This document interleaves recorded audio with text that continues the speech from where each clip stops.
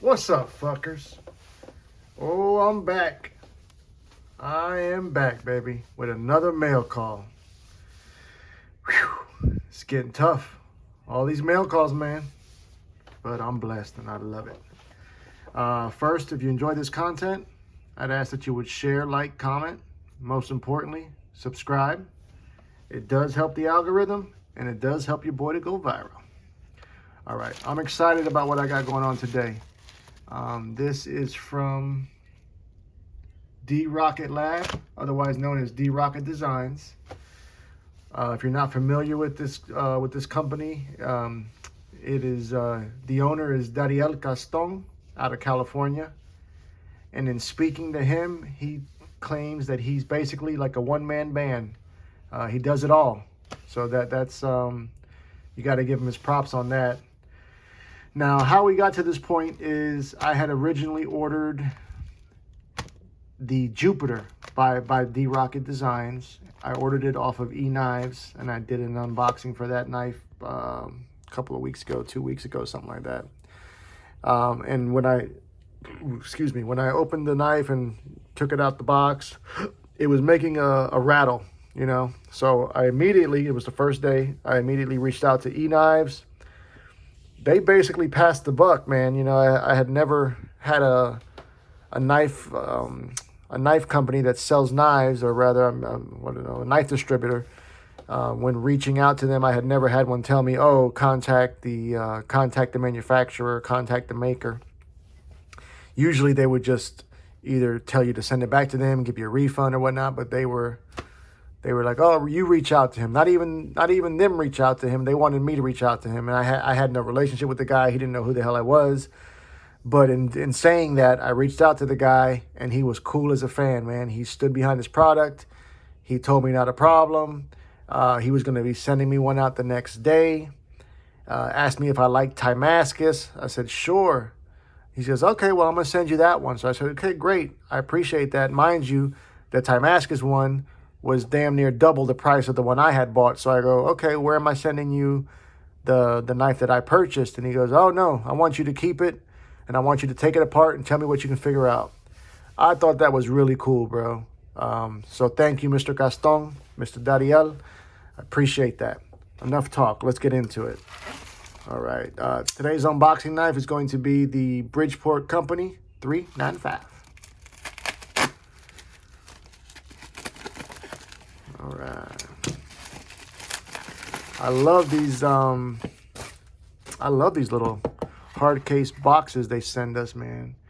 You can use this stuff for so many different things. And just so the suspense is gone, here we go. This is another Jupiter to replace the one that I had gotten, but this is a Timascus one. Oh man, look at that shit.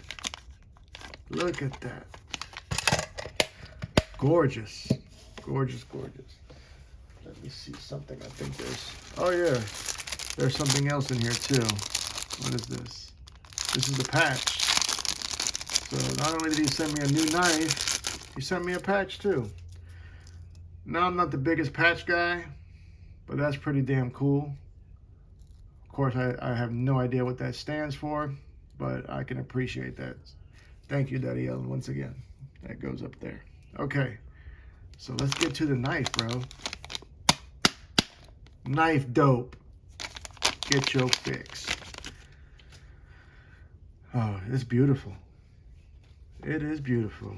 It's got some fingerprints. I've never had this much Timascus on a knife. Usually I have a pocket clip or a pivot ring, but never had one that's got, you know, full scales Timascus. So I don't know necessarily how hard it is to maintain this.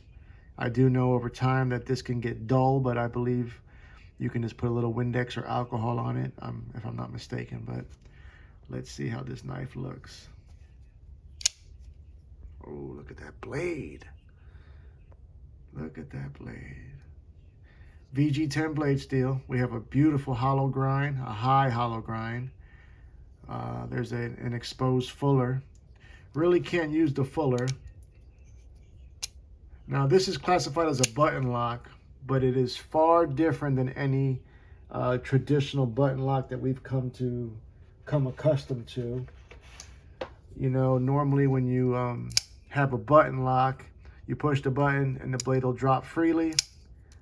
You actuate that button and it's just, it'll release the, you know, there's a plunger normally that goes in, that has a spring behind it, and it'll lock in on a certain part of that tang of the blade, a little groove essentially, and that plunger will lock there, locking that blade in the lock position. This one, however, is more along the lines of the smock, Spyderco smock, if you're familiar. And if you're not familiar, I'll give you a quick rundown of how it works. Okay, this theoretically is a liner lock. However, what they do is when you actuate that button, you can see there, and hopefully you guys can see, you see that liner moving in there? This button, when actuated, pushes the liner on this side across the bottom of the tang of the blade, pushing on this side of the liner, which is responsible for locking that blade. So let me try to back up a little bit. So when you mash that button, okay, it therefore disengages the lock, the blade drops.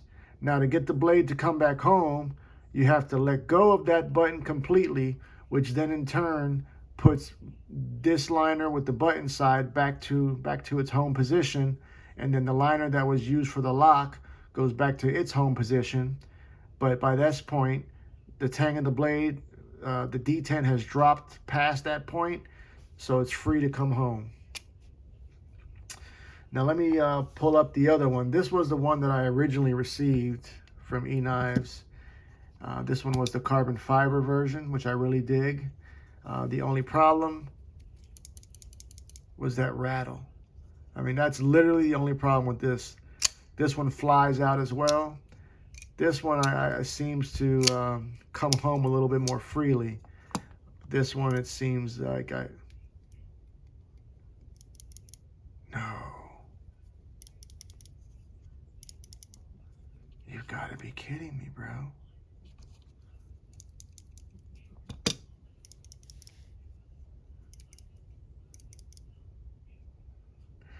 Wow. It's doing the same damn thing.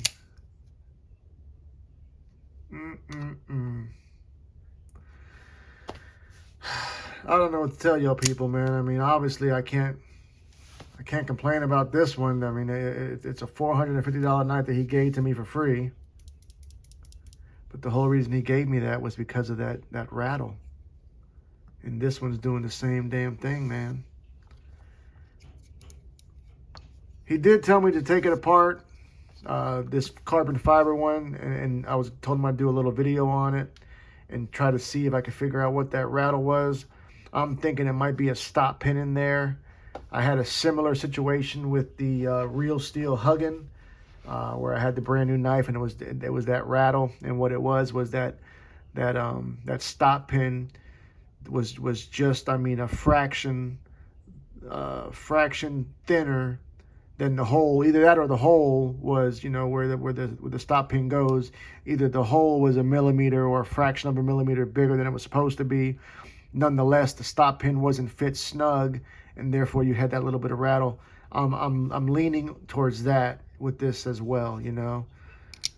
It's unfortunate. I really hate to have to take apart something like this, but that rattle ain't working for me. That being said, though, I am going to take apart this one, which is the carbon fiber one. God, I just can't believe that, man. I mean, this came directly from him. It's not the button, because I'll hold that button down. If I push it all the way down, that's just crazy. That's crazy. Well, this was going to be just an unboxing video, but we're going to upgrade this to a goddamn disassembly video. Or maybe I should do a part 2. That way we can start fresh. Yeah, that's what I'm going to do, man. But first off, let me just give you guys a couple of size comparisons before we go into that disassembly. Another knife that I just got, which is very disappointing. I love the knife, but major issues with this, and I'll do another video on that, but that is the Vostede Valkyrie. So the Valkyrie is bigger than the Jupiter. Let's throw up there one of my favorite knives, which is the Spyderco Little Native. Little Native is quite a bit smaller than the Jupiter. The Jupiter is bigger than the Little Native, and it is slightly smaller than the Vostede Valkyrie. Another one that I just recently added to my collection, which is as of right now is in the #1 position, and that is my Hinderer Eclipse. The Jupiter is quite a bit smaller than the Hinderer in all dimensions. Another good knife that I got this year that I'm fairly happy with is the Bestech Riverstone. Jupiter's bigger than a Riverstone. Let me try to put up two more that you might be more familiar with. They might be more common. Let's put it up there against Hogue Deca version 2 in Magna Cut. The Jupiter is smaller than that as well. And lastly, since I spoke about it, Spyderco Smock, baby. Smock dwarfs that as well. So hopefully some of these knives gave you guys a general idea of the size of the Jupiter. Well, that's what we got, people. I really don't know. I don't know if I should be disappointed, if I have any room to be disappointed, because like I said, the knife was given to me.